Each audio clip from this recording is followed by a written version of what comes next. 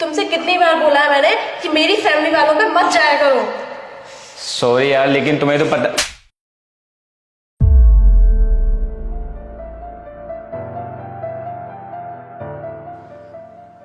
Sorry Satyendra.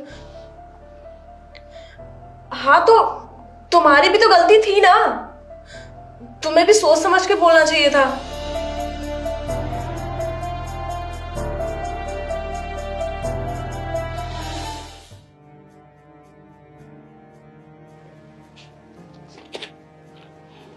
तुम कपड़े pack क्यों कर रहे हो?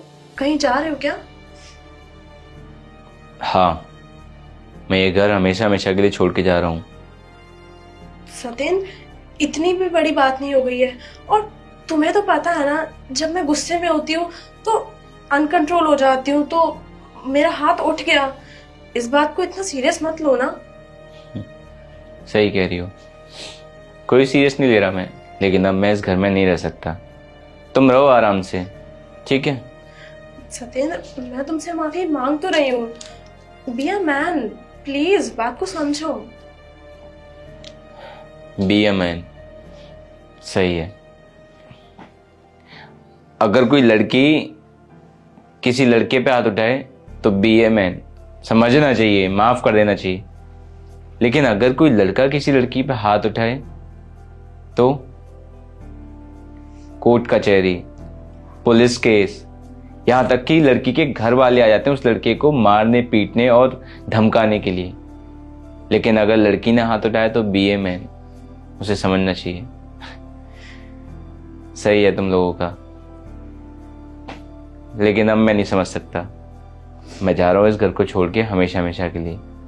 तुम रहना आराम से इस घर में। सत्येंद्र, मेरी बात तो सुनो ना।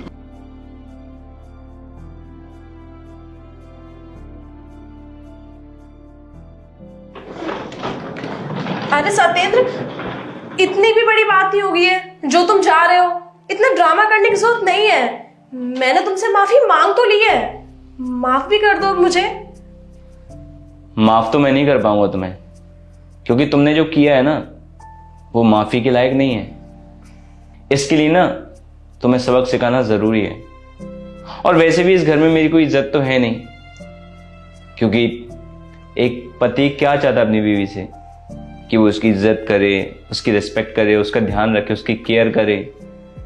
लेकिन वो सब तुम नहीं करती हो। लेकिन हाँ, मैंने शायद तुम्हारे लिए कभी किसी चीज की कमी नहीं होने दी, फिर चाहे वो प्यार हो, पैसा हो, फ्रीडम हो या कुछ भी। बाकी मैं जा रहा हूं और तुम्हें किसी भी चीज की कमी नहीं होने दूंगा। पैसे बराबर वैसे ही भेजता रहूंगा जैसे अभी भेज रहा था। वैसे तुम्हें पता है, जब मैंने तुमसे शादी की थी तो मेरे दोस्तों ने क्या कहा था कि वाइफ को ना कंट्रोल में रखियो, ज्यादा फ्रीडम मत दियो। तो मैंने क्या कहा पता है? कि यार वो किसी दूसरे घर से आई है और मेरे साथ उसे ऐसा ना लगे कि मैं उसे अपनी मुट्ठी में बांध के रखता हूं। उसे घुट घुट के जीने नहीं दे सकता मैं।